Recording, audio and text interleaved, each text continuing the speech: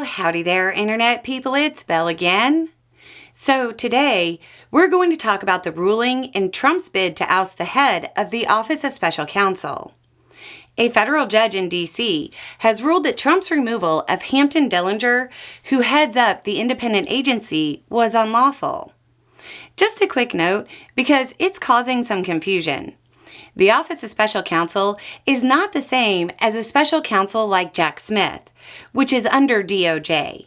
The Office of Special Counsel is independent and handles things like the Hatch Act, Civil Service Reform Act, and protects whistleblowers. It's that last part that requires independence.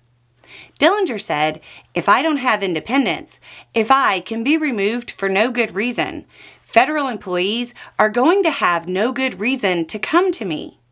The judge agreed, saying, quote, "The special counsel's job is to look into and expose unethical or unlawful practices directed at federal civil servants, and to help ensure that whistleblowers who disclose fraud, waste, and abuse on the part of government agencies can do so without suffering reprisals.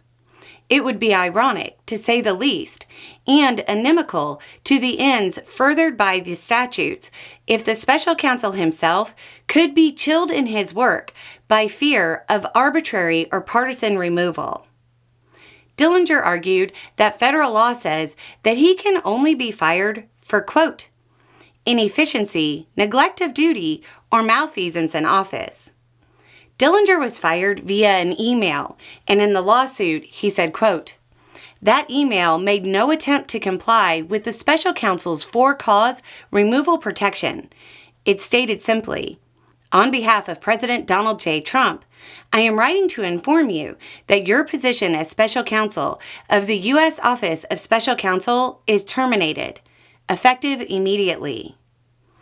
The judge appeared to agree with that as well, saying, quote, "The elimination of the restrictions on plaintiff's removal would be fatal to the defining and essential feature of the Office of Special Counsel, as it was conceived by Congress and signed into law by the President, its independence. The court concludes that they must stand." It's a pretty direct loss for Trump, but Trump isn't going to want to let this one go. So what happens next? This will go to the Supreme Court. Trump will likely argue that the executive should have control because the office can exercise a lot of authority. So the office should fall under his control so he can shape the executive branch. Like many of the cases that will wind up before the Supreme Court stemming from the Trump administration, the core arguments will be about the extent of executive power, as Trump tries to redefine the presidency to be a more powerful branch of government. It's honestly really hard to predict where the court is going to land on a lot of the arguments. While the court is sympathetic to Trump, many of the arguments presented by Trump's team will undermine the court's power and authority.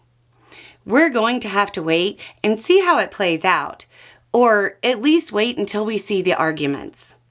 Anyway, it's just a thought. Y'all have a good day.